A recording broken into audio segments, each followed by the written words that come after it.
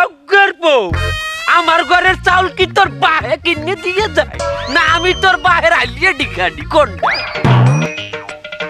এমন সে কথা কইছি নাকি, দায়িত্ব আপনার মসজিদে, আপনি ইমাম সাহেব একটু খাওয়াবেন, তা এতে এমন কি দোষে? হ্যাঁ কে তোর দায়িত্ব নাই তুই যাই খাওয়া তোর ইমাম রে, তোর আব্বা লাগে তুই ইমাম। এই তোমরা কি কও?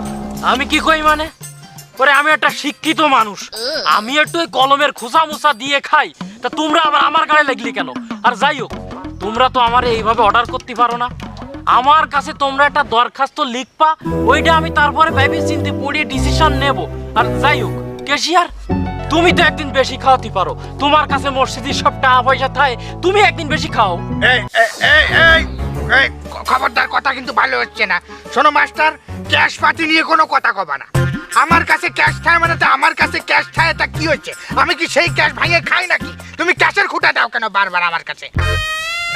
ওই যে বলছি এই মেম্বার, তোমার তো চাউল বেমালা, তুমি একটা ঠেলা দাও 2 দিনের। এই চ্যাটের কথাটা বারবার আইবে কি লিখিয়া? এই চ্যাটের কথাটা আমি বারবার শুনি, কিছু হইলে মেম্বারের চাউল মেম্বারের চাউল। আরে এই যে ক্যাশিয়ার এই মসজিদে যত টাকা জমায় সেই টাকাগুলো সুদে লাগাই লাগাই তো আর ঘর সংসার চালায়, তাই ওই ইমাম সাহেবরে 2 দিন বেশি খাওয়াইতে পারবে না। এই বাড়ার সোয়াল, আমি কিন্তু এবার মেম্বার টেম্বার কিচ্ছু মানবো না রে কিন্তু। হ্যাঁ কিন্তু লাথি মারে ফেলাই দিব না সিয়ার। তুই আয় পারলে এটা কি হইছে কি? শোনো মেম্বার, তুমি কিন্তু এক ভোটে মেম্বার হইছো, অত পাট নিবা না কিন্তু কয়ে দিচ্ছি। তুই মারবি লাথি মারবি না? আয় তাই মার। লাথি মানে লাথি মারলি বাবা রে বাবা, এটা আমার